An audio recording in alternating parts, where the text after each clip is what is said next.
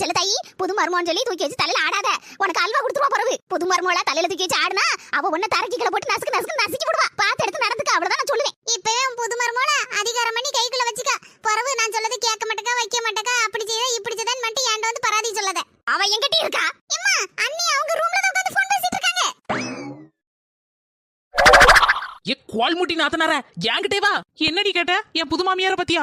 தங்கம் நான் தங்கம், பத்திரமாத்து தங்கம். எங்க அம்மா என் பிள்ளை கண்ணுல கண்ணீர் விடக்கூடாதுன்னு ஒரு வார்த்தை தான் சொன்னா. அதை என் மாமியார் இன்னைக்கு கடைபிடிச்சிட்டு இருக்காங்க. ஒரு வெங்காயம் கூட வெட்ட விட மாட்டாங்கன்னா பாத்துக்கியா. அவ்வளவு வேலை இழுத்து போட்டுட்டு செய்வாங்க.